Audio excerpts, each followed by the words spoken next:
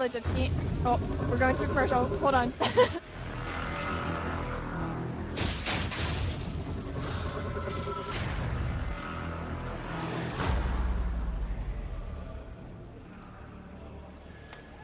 Alright guys, and we're going to kick off this match right now, starting with, it looks like we're going to start off with Xcn CM RtR, oh actually, excuse me, AHQ, two members going down for AHQ already. Right now we're getting a view of Asfi trying to get a look around this corner, trying to play very patiently while Xcn does have the offensive objective. So basically AHQ is going to be on the defensive level right now, and just taking a look down at our sponsors as well. And once again, this is a search and destroy, best of 18 rounds. It's 2.5 minute long games. First 1 to 10 rounds will take this match and move on. And actually, 4 members going down for AHQ. And all members actually going down for AHQ, giving the first win to Xcn. Actually, this is the first time I've got to see this Poland team play. I'm like curious to how good they're going to be. I've seen other foreign teams play this tournament. Right now, basically all the Asian teams are dominating. This is a very dominant Asian-based game, very popular in Asia. So when you have that kind of community, when it's more popular, there's going to be more competition. Hence, there's going to be better gameplay out of that kind of community. Yeah, you were actually saying how this game is actually really popular in China. Yeah. I believe it's the most popular FPS game in China. They'll have 250,000 players playing at a time. And so the Chinese Taipei here, they're definitely the favorites. Well, we'll see how they're going to play out right now. We've actually seen gameplay yesterday of this Chinese Taipei team winning and losing some matches, but also playing extremely well. So going against this Poland team, they are down 1 game to this Polish team, but there's always room for them to come back. We had 2 members just go down for AHQ, while only 1 member is down, Hawkwin, from this Polish team.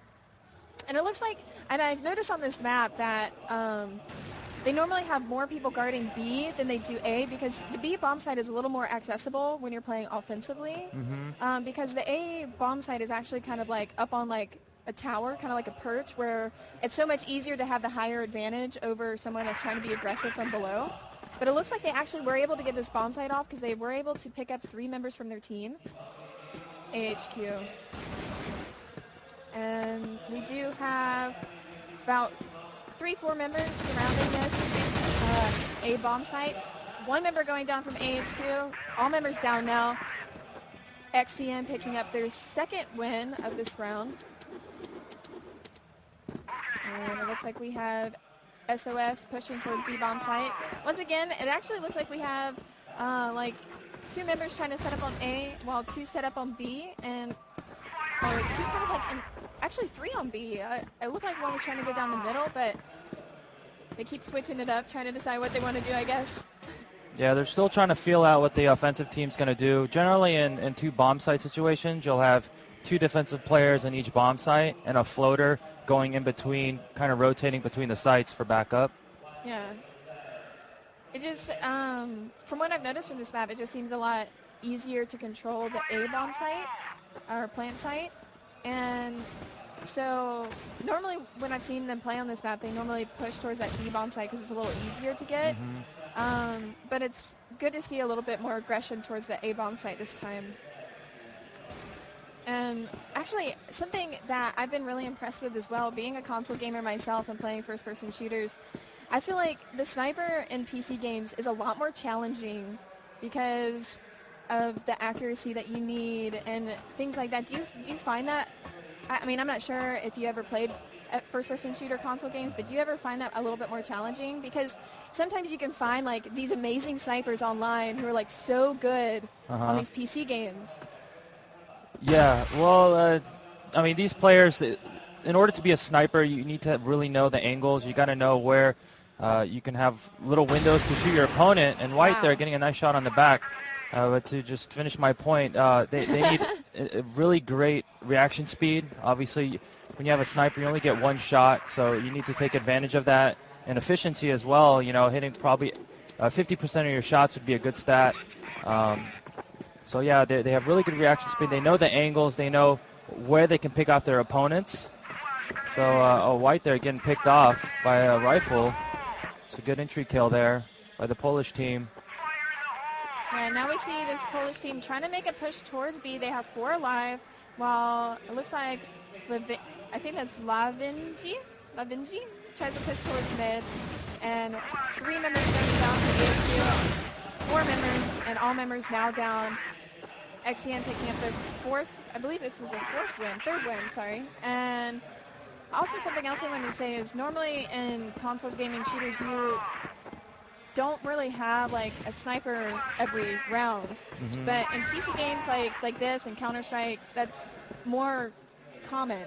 Yeah, absolutely. Is there like a reason for that? It's very common, especially on the defensive side, because when you play defense, the offense have to push towards you. So with the defensive sniper, you can lock down long distance corridors and hallways, and usually, oftentimes you'll find the sniper in the middle because then you can rotate between the sites and help out. Yeah. Because it's really hard to retake a bomb site and try to defuse when you're so far away from the map. So you'll find that sniper in the middle and trying to disrupt, try to take position in the middle of the map and take away some map control. Yeah, I do see them change up every once in a while where some teams don't even have a sniper some rounds. And it also depends on the map a lot of times, too. Yeah, true. And right now we do have 2 members down for both teams. It is a 3v3 matchup, and it looks like we have taking one person down, White trying to take his 2nd victim, and he's unable to. Trying to push to this A bomb site and trying to get a plan off up top. We have 2 members alive for Xcn. 1 member goes down. White still last one alive with a sniper and a pistol. The bomb is now planted. He does have a limited amount of time, and this is going to be a little bit easier for this Polish team, being able to push onto. He's going to have to push onto this bomb site because he knows he's going to have to defuse it. Picking up a rifle for himself, making it a little bit easier. Trying to be very careful. Oh, he's actually able to take down 1 member from this Polish team. He does know that 1 is still alive, most likely nearby, and he's unable to take out that last Polish member and defuse the bomb, giving their 4th win to Xcn. And, I was like confused for a second. I see ABC and White with 2 snipers. I haven't seen that too often in games like this, but yeah. It is always possible. Yeah, it is. They're down 4-1. I guess they decided to switch up snipers.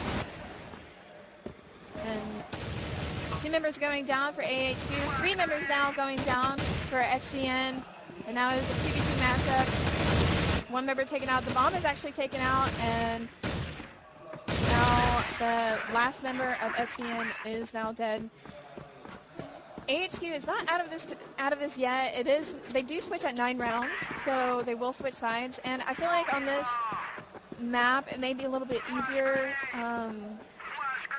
to play defensively, but it seems like AHQ is having a little bit hard time with this Polish team. This Polish team is kind of changing up the game a little bit because past matches on this map, it seems like it's a little bit harder to get the bomb planted off and actually play a little bit more aggressively on the offensive side. But even when they change sides, it's really easy for a team to come back. There's a lot of advantage for AHQ to come back. They're not out of this tournament yet, of course. And we do have 1 member from Xcn going down. And wow, SOS being able to take out 1 member from Xcn. Excuse me, that was 1-2-3 taking his members out. SOS getting really weak. And it seems like, and we do have Hawk going down. Asavi being able to take him out as well. I see White or ABC with the snipers setting up normally the same positions, watching that backside. He just replaced White's spot. Yeah. They have that same position in the middle. And I was actually talking to the American team who they said that they have like 1 designated sniper player. Is it?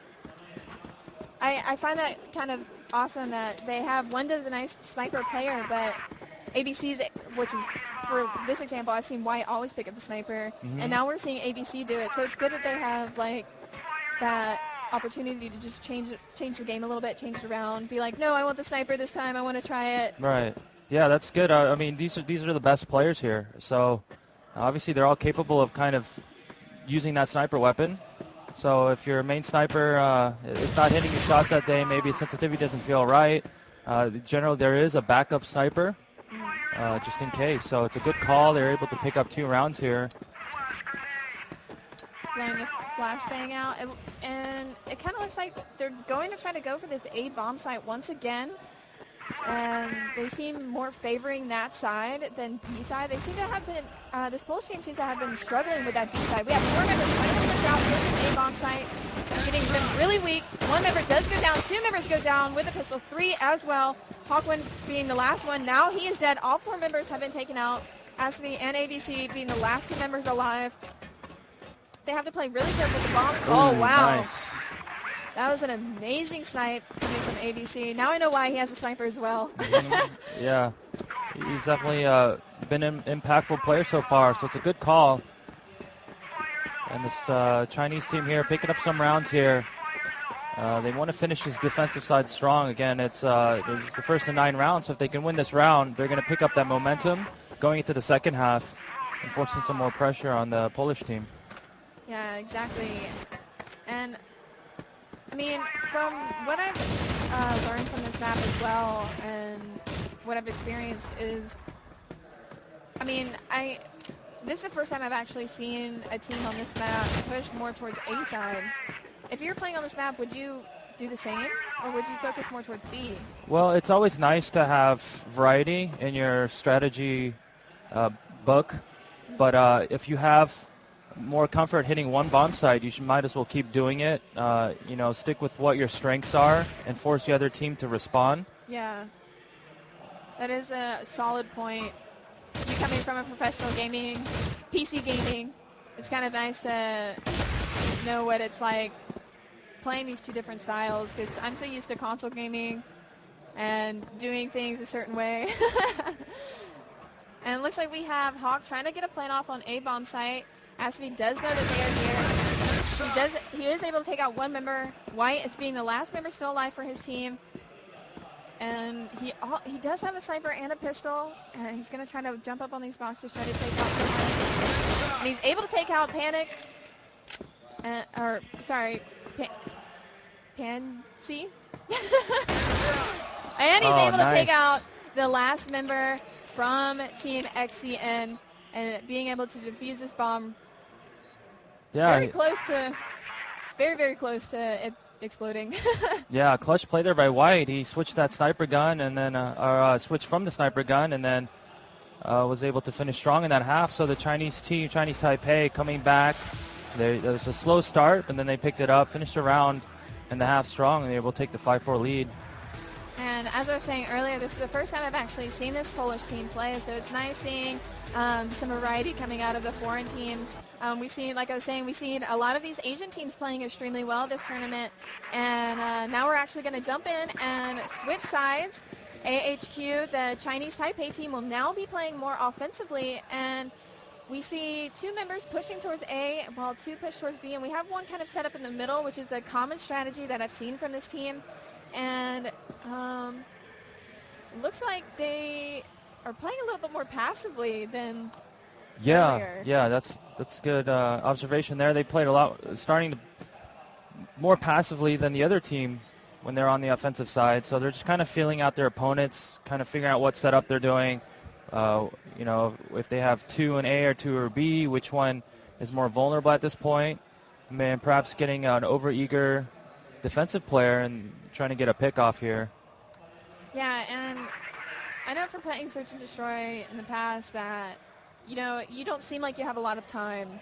You have 2 minutes and 30 seconds. So it doesn't feel like a lot of time. Mm-hmm. But actually, you do. You just take your time. Yeah, when you're in the game, it does feel like a long time. Yeah. And when we're watching here, it's so fast-paced. But inside the game, when there's all this pressure on the line and all these nerves, like 5 seconds can feel forever. Yeah. Just it's like, it seems like it's such a short amount of time, but being able to take your time and being able to work well together and just focus on one objective, things like that, it just makes it a little bit easier for your team instead of being so stressed out about having to get the bomb planted, having such a limited amount of time. Oh, nice. 123 being able to take out 3 members from Xcn. He's playing extremely well right now, but he is taken out by Pansy. And we do have 2 members remaining. White is the last member left remaining for AHQ. He is able to pick up the bomb, so he does have some room to kind of get over to some type of bomb site and be able to plant. But it looks like Win and Pansy are able to cover both these kind of bomb sites really well, although that Pansy is fairly weak. And we have White trying to come up. He knows that he's there, and he's unable to take him out. And it looks like we have our first win going to Xcn for this round. Now it is the first person to 10 wins. And right now we do kind of have it tied up. AHQ does have 5 wins, and now Xcn does have 5 wins. So this is a really close and intense match. Yeah, absolutely. It's it's anyone's game right now. And the offensive team here electing to go to the A bomb site in the first 2 rounds here. They're just trying to play the number of situations where they're fighting, 3-on-1s, 3-on-2s. Unfortunately, right now they're just kind of running out one by one and getting picked off. Oh, wow, and it looked like someone just jumped out and trying to take some of them out. He's unable to take him out with the sniper. Oh, and he is able to take him out with the pistol, wiping once again the last member alive for his team.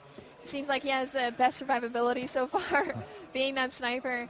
And we do have Pansy and Win once again still alive as well. So it is possible for him to take out these 2 players. He just needs to play very carefully, be patient, and he's actually unable to take out this last 2 members of his team, giving 2 wins, giving the lead back to Xcn with 6/5. And we kind of see like we see them trying to go for this B bomb site this time instead of going for A. Last time it seemed like A didn't really work for them. Yeah, so this is a good call here. It looks like they're doing like a split here towards the B bomb site, taking middle and B and trying to squeeze it in, trap these players in B. They're doing a good job. They're out in the bomb site here. They just need to get the bomb down if possible and try to stay alive, set up in crossfires. 2 members are taken out from Xcn. 3 members now taken out, while 2 members still remain for both sides. This is a really close match, and actually White is actually taken out. Oh, all members are nice actually play. taken out from Xcn. Good play by these 2 members remaining, and tying it back up once again, and making it 6-6 now. It looks like we have them going once again back to that B bomb site. I think they realized it actually worked for them. Yeah, They're it's a good call. Let's keep using the strategy. Exactly, yeah. And we are getting a look at Aspie trying to play some ground fire. And that's another thing I've noticed too, where these players just kind of like poke out, like just shoot, poke out, shoot. Even if there's not anyone there, it's like they're just trying to see if there's someone so that they can pick someone off and get them weak. It's insurance shots, just in case, get it. If they're there, you'll hit them. If not, no damage done. Of course, bullets are free here, so you get unlimited bullets, or not unlimited, but a full stock of bullets in the beginning of the round. Once again, we actually see with this Polish team having 2 snipers as well, like we saw for the Chinese Taipei team. So kind of using the same strategies. Maybe that's a common strategy for this map and for this game style. And we have 2 members from the Polish team set up on A, while we have 3 members set up on B. I think they kind of know that they're trying to do something sneaky. SOS trying to push up to A a little bit more, or through middle. And looks like we have Benji coming around. Asabi is taken out. And we have 123 trying to come up from behind on this player on top of A. He's being very cautious, making sure no one's behind him. He is able to take out the Benji, while White and 123 are trying to take out the last 2 members of his team. Oh, they got to be careful. They're lining up there. Wow. He was able to take out one member from the team, but was unable to take out Pansy, so they are able to pick up another win for this Polish team. Xcn playing pretty well on the defensive side. They did really well on their offensive side, unable to pick up the final win for that round, but they were able to pick up 4 wins, and they're doing extremely well on the defensive side, so they may be able to pull this win off for them. Yeah, they're playing smart. They're playing together. They're not getting picked off. They're kind of just letting the other team walk into their crossfire. Oh, see there, you got aggressive. Your passive was working, and now he went aggressive, took a risk. I like the play trying to switch things up, but if you're winning and playing passive was working, you'd stick with it. Yeah. Now that leaves this B bomb site vulnerable here. Sometimes playing a little too aggressive can throw the rest of your team off and make it a little bit harder for them to actually successfully pull off a strategy like they wanted to. It looks like Pansy trying to come around, hopefully to take out 1, 2, 3. Waiting in the corner. And they were successfully able to take out all the members from AHQ. Although that person from the Polish team played a little bit more aggressive than we've seen, they were able to successfully pull off that win. Yeah, even though he died, he still was able to relay the information to his teammates to exactly how many offensive players were there. So I guess they got to over-rotate to that B bomb site a little bit quicker since that teammate was so aggressive. And now AHQ does have 6 wins to Xcn's 8. Xcn only needs 2 more wins to secure this victory, while AHQ will need to win 4 games in a row to actually pick up this victory, unless something goes wrong, that it's possible for them to still come back. But they're going to have to change up the strategy a little bit more. This Polish team is playing really smart, working really well together, and they have a really solid strategy. 4 members going down for AHQ, while all 5 members still remain for this Polish team. 1, 2, 3 being the last member alive. I think a 1v5 is a little hard for 1, 2, 3. Yeah, let's get him here for 1, 2, 3. And Fires, yes, he's playing on fire right now. Is his name? He's got 11 kills. He's been the dominant force so far in this half with that sniper weapon. So right now it does seem like we have secured the tie point here for Xcn. They need 1 more to secure the win. So now AHQ, the back's against the wall. They have to win out. Do they have an answer here? Right now, the defensive side just playing so strong.